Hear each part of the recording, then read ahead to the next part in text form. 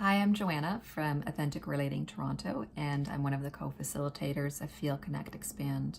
And I just wanted to make a video talking about the authentic relating portion of the retreat.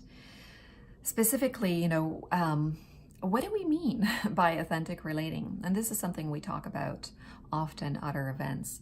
Some of the things we share is that really there is no right way to relate. There's no cookie cutter mold in which we have to fit ourselves into, despite I think often the messaging that we get from the outside. And this can look like just showing up with the intention of trying to drop coming off a certain way and allowing ourselves to mess up in our interactions, celebrating what arises in that or as a result of that.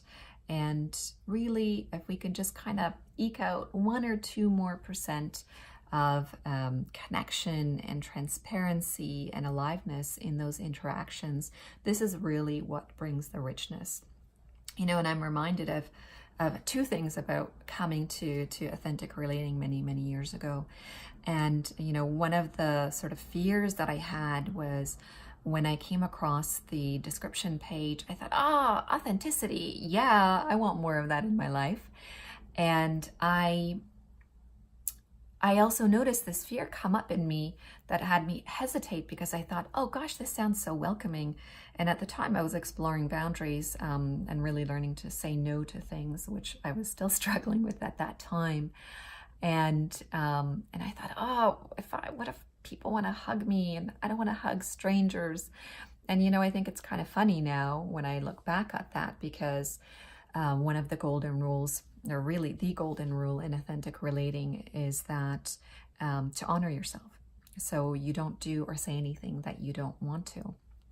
And that's really important because everyone knows this rule. This is always repeated. And so it actually becomes easier to honor yourself in that context because other people know it too, and they're doing the same thing.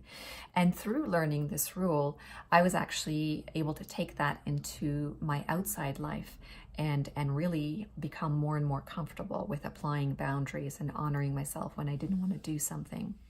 And the other part of it is that I really got to experience being with people who accepted me just as I was. I didn't have to be someone else or fit into some role. I could be happy or I could be sad, and I could just have that experience. And it was something really new and unique. And while I've had moments of that, I'd never really had that kind of a consistent experience. So it was something that I really learned very quickly that I wanted more of in my life. And obviously I've dedicated myself to this work.